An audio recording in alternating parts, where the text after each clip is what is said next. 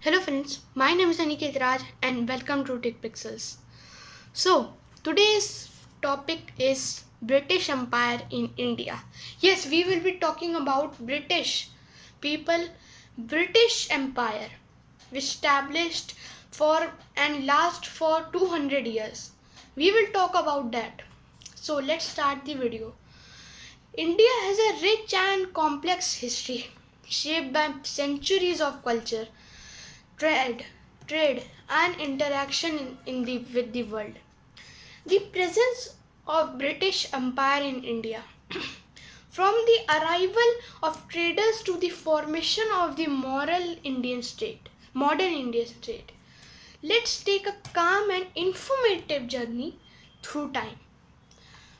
Okay, the arrival of the British. The story begins in 1600 years 1600 when the British East India Company was established. It was a trading organization formed in England to carry out commerce in the East, including India. By the early 1600s, the British began setting up trading posts in cities like Surat, Madras, Bombay, and Calcutta.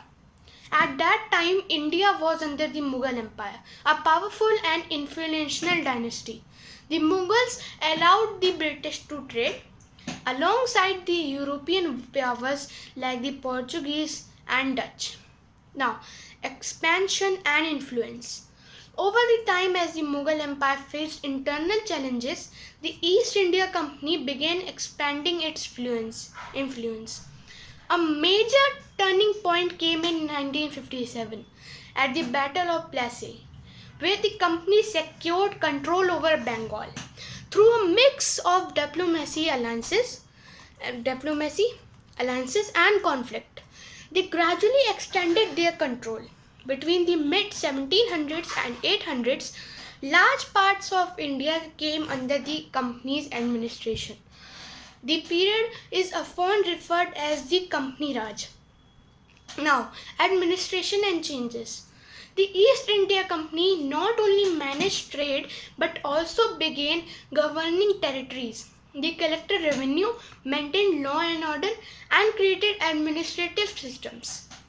New policies affected agriculture, economy, and society.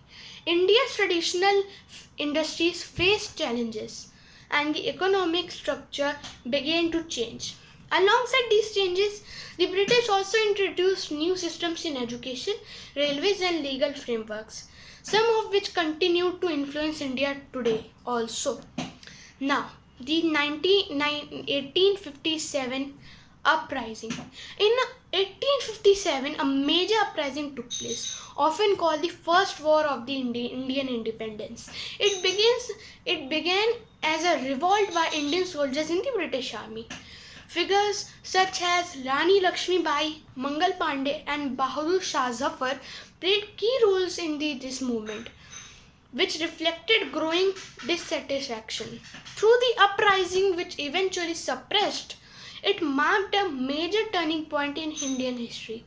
Now, the British Crown takes control. After 1857, the British government took direct control of India from the East India Company. This period was known as the British Raj.